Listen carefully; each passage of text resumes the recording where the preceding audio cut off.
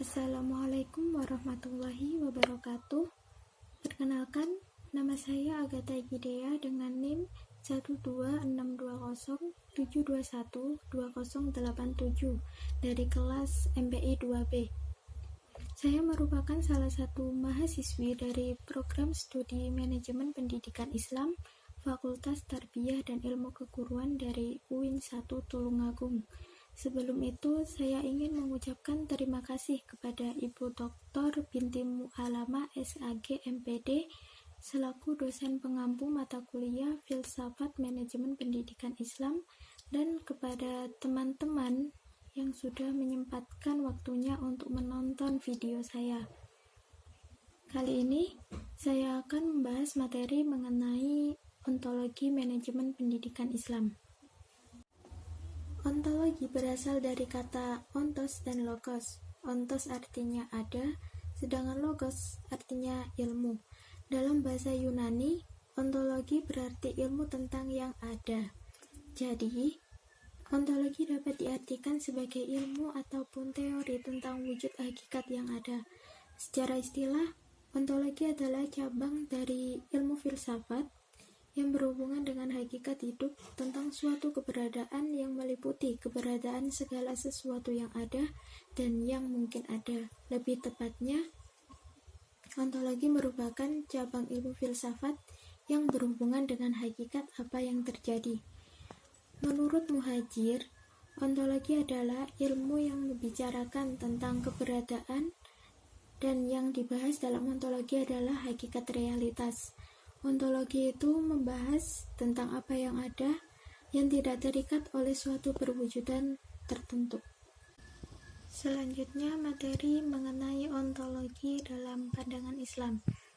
Islam memiliki pandangan bahwa ontologi itu tidak sekedar sesuatu yang tampak dan dapat diserap oleh alam empiris, namun lebih dari itu, ada the ultimate reality di balik yang empiris ini. Hakikat mutlak mendasari alam zahir, alam manusia, alam hewan, alam tumbuh-tumbuhan, dan alam-alam yang lainnya. Paham wujud ontologi yang benar menurut Islam adalah yang mendasari paham manusia tentang alam atau kosmologi. Kosmologi Islam adalah ilmu tentang kaun dan alam fisikal. Alam ini selalu bergantung kepada Allah Subhanahu wa Ta'ala. Pengetahuan manusia pada hakikatnya hanya datang dari penguasa alam semesta ini, yakni Allah Subhanahu wa Ta'ala, yang didapati melalui beberapa sumber. Sumber ini pun masih terkait erat dengan paham manusia tentang wujud. Paham wujud ontologi Islam memberikan pemahaman bahwa sumber ilmu bagi Islam terdiri dari: pertama, panca indera eksternal yang meliputi peraba, perasa, pencium, pendengaran, dan penglihatan. Yang kedua, panca indera internal, yakni meliputi indera bersama, representasi, estimasi, rekoleksi, dan imajinasi. Menurut Profesor Wan Mo Nur Wan Daud, Islam tidak pernah mengecilkan peranan indera yang pada dasarnya merupakan saluran yang sangat penting dalam mencapai pengetahuan tentang realiti empiris. Dari uraian tersebut, bisa sedikit kita tarik sebuah garis pemikiran bahwa wujud atau yang ada itu tidak hanya sekedar fisik belaka, tetapi transfisik atau metafisik. Alam fisik ini hanya mengejawantahkan af'al sifat-sifat Allah yang metafisik. Allah pencipta dan alam ciptaannya. Allah kekal dan alam tidak kekal. Bahwa memang bisa timbul kebingungan bagi sementara kalangan terhadap pandangan ontologi Qur'ani yang telah dikemukakan di atas, khususnya bagi mereka yang sudah berpijak pada cara pandang ontologi filsafat barat yang tidak didasarkan pada keimanan. Pandangan ontologis tersebut melahirkan sebuah pandangan mengenai objek materi ilmu dengan pernyataan singkat sebagai berikut. Yang pertama, objek ilmu adalah alam syahadah maupun alam ghaib. Yang kedua, membangun pengetahuan ilmiah mengenai alam tersebut dilakukan dengan acuan petunjuk Allah Subhanahu wa Ta'ala sebagai penciptanya.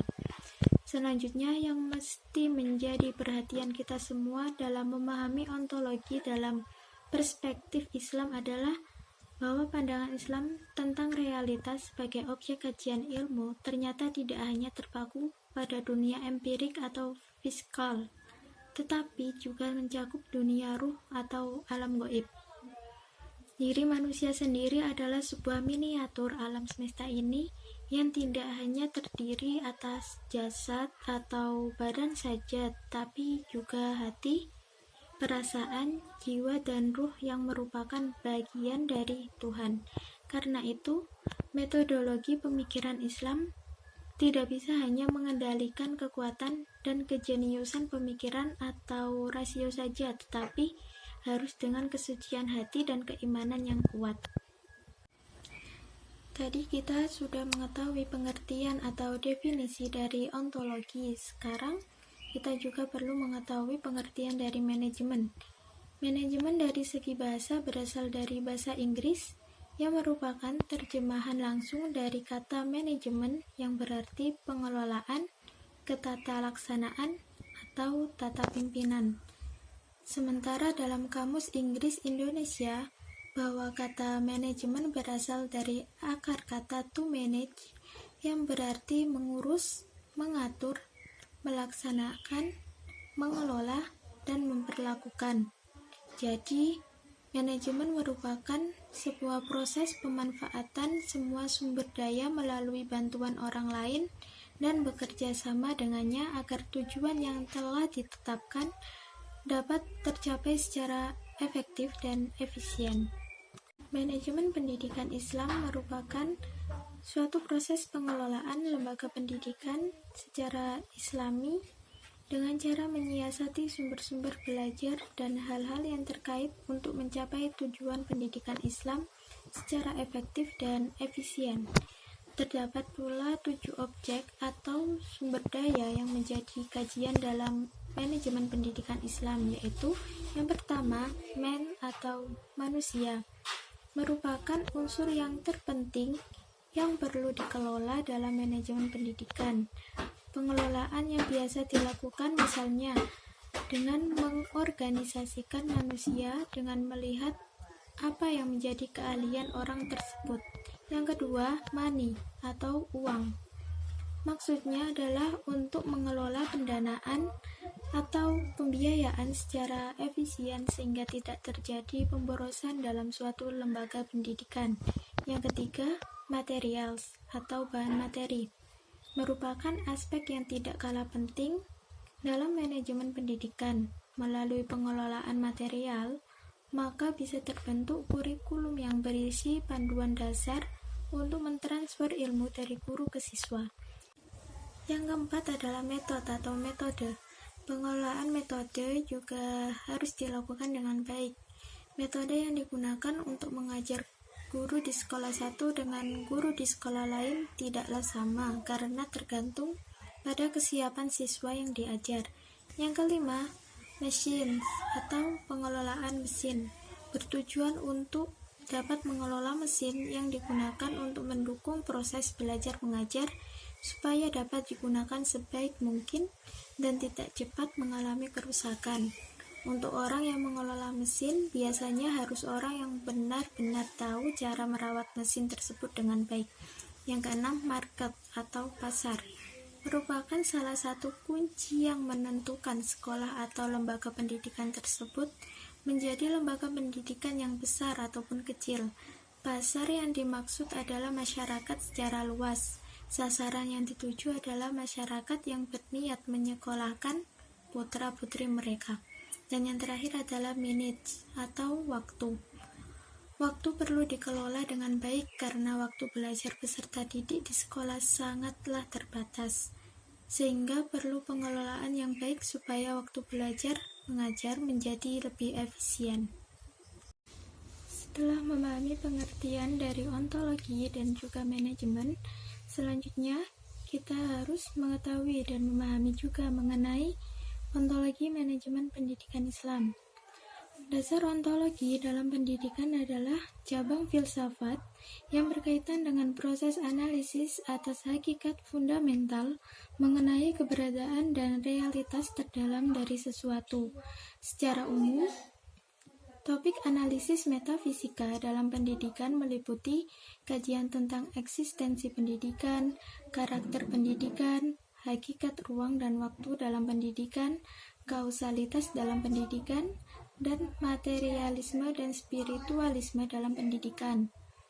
Pendekatan ontologi atau metafisik menekankan pada hakikat keberadaan, dalam hal ini yaitu keberadaan pendidikan itu sendiri.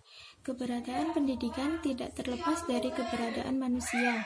Oleh sebab itu, hakikat pendidikan berkenaan dengan hakikat manusia. Dalam pendekatan ini, keberadaan peserta didik dan pendidik tidak terlepas dari makna keberadaan manusia itu sendiri.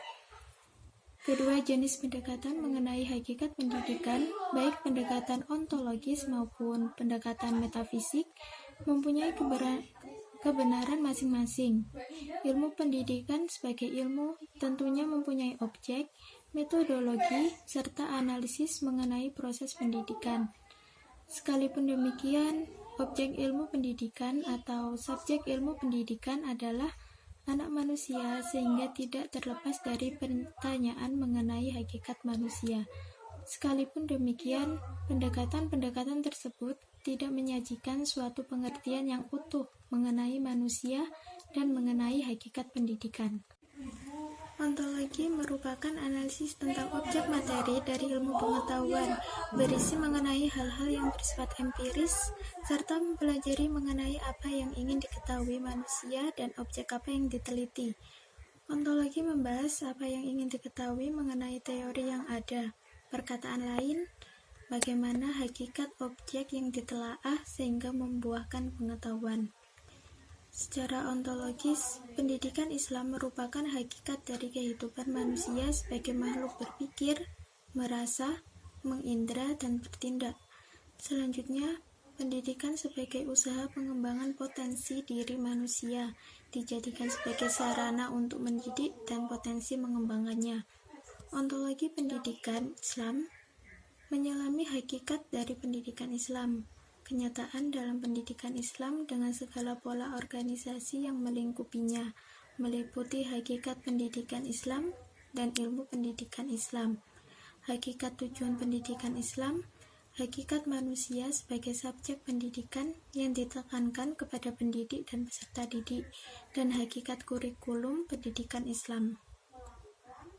Berkenaan dengan pendidikan Islam, pertanyaannya misalnya, apakah pendidikan Islam itu? Siapa dan apa di balik pendidikan Islam itu hingga bisa terlaksana? Siapa dan apa pendidik Islam tersebut? Siapa peserta didik? Apa itu kurikulum, metode dan lingkungan pendidikan Islam? Apa hakikat evaluasi dan masih banyak pertanyaan lainnya yang dijawab dengan ontologi pendidikan Islam. Dengan menjawab seluruh pertanyaan-pertanyaan tersebut, akan diperoleh pengertian dan pemahaman tentang sesuatu yang berkaitan langsung dengan pendidikan Islam, seperti pertanyaannya, apakah pendidikan Islam itu? Ketika menjawab atau menjelaskan berbagai pengertian terkait pendidikan Islam tersebut, ternyata jawabannya tidak sama, walaupun semuanya sama-sama ingin memberikan pengertian ataupun pemahaman yang benar. Ketika muncul pertanyaan, apakah pendidikan Islam itu? Jawabannya sangat bervariasi. Misalnya, pendidikan Islam adalah upaya sadar untuk mengembangkan kemampuan jasmani dan rohani peserta didik, sehingga menjadi manusia dewasa yang memiliki kepribadian mulia. Mungkin ada pula yang menjelaskan pendidikan Islam adalah upaya menggali dan mengembangkan potensi peserta didik. Bisa pula jawabannya pendidikan Islam adalah upaya pendewasaan anak didik atau ikhtiar membentuk kepribadian peserta didik. Upaya pewarisan norma dan nilai Islam kepada generasi penerus. Sebenarnya masih banyak pertanyaan dan jawaban-jawaban untuk membuat orang mengerti dan memahami mengenai pendidikan Islam. Dari jawaban-jawaban tersebut ternyata sangat variatif, tergantung dari sudut mana mereka memandangnya dan apa kepentingannya dengan pengertian tersebut. Maka memberi pemahaman kepada kita bahwa ontologi pendidikan Islam memberi peluang yang cukup luas untuk mendefinisikannya, memberi pengertian dan pemahaman terhadap istilah ataupun hal-hal yang terkait dengan pendidikan Islam. Landasan ontologis manajemen pendidikan Islam itu berada dalam domain kajian antropofisik dan metafisik yang bersandar pada teori ontologi dualisme pengada manusia, yaitu fisik ataupun jasmani, dan metafisik atau rohani. Secara ontologis, keseimbangan antara aspek jasmani dan rohani dari sang pengelola atau manajer dan orang-orang yang dikelola atau employer menjadi dasar pencapaian manajemen pendidikan Islam. Selanjutnya, aspek yang realitas yang dijangkau teori dan manajemen pendidikan melalui pengalaman panca indera adalah dunia pengalaman manusia secara empiris, baik yang berupa tingkat kualitas maupun kuantitas hasil yang dicapai. Objek materi manajemen pendidikan ialah serangkaian proses mengenai kegiatan kependidikan, yakni perencanaan, pengorganisasian, pengerahan, dan pengendalian.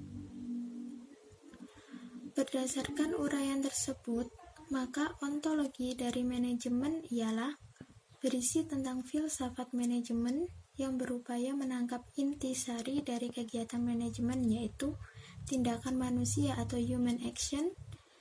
Tindakan manusia sangat dipengaruhi oleh pemahaman tentang hakikat manusia, perkembangan teknologi, dan nilai-nilai yang dianut oleh manusia itu sendiri.